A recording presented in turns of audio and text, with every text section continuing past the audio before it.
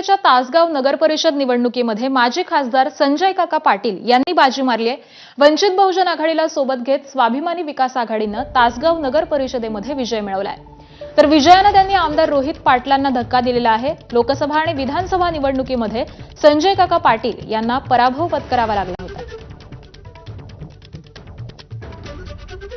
Comeback Sanjay काकांनी केलेला आहे। एक तर काका खूप अभिनंदन। काय सांगाल तासगावच्या जनतेने तुम्हाला पुन्हा विजयाचा कौल दिला? तासगावच्या मतदार बंधू भगिनींचं जनतेचं मनापासून मी ऋण व्यक्त करतो। हा विजय निश्चितपणानं विनम्रपणानं आम्ही घेऊन तिसऱ्यांदा या नगरपालिकेची सत्ता लोकांनी आपल्याला सोपवली। अपप्रचाराला बळी न पडता लोक साहसानं धाडसानं उभं राहिली।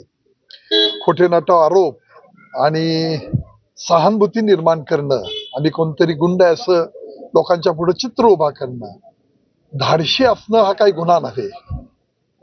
अन्यायाविरुद्ध प्रतिकार करणं हा काही गुन्हा नव्हे। पण आमच्या तालुक्यामध्ये गेले अनेक वर्ष ते षडयंत्र चालू होतं। आम्ही ठरवलं लोकसभेला आणि विधानसभेला आपल्याला अपयश आलं।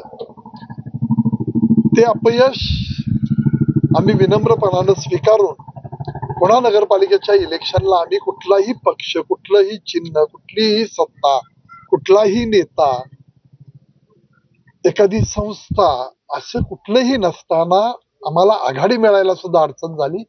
कारण आमचं रजिस्ट्रेशन अजून झालेलं नव्हतं आमच्या आघाडीचं।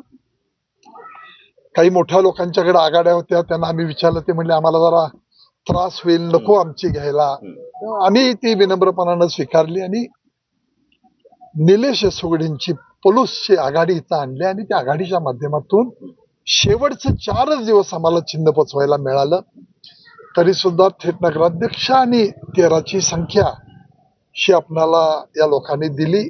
थोडस पक्षचिन्ह असतं तर अजून आपल्याला 5 ते 6 उमेदवार आपले निवडून आले असते आणि ते चांगलं यश आलं असतं।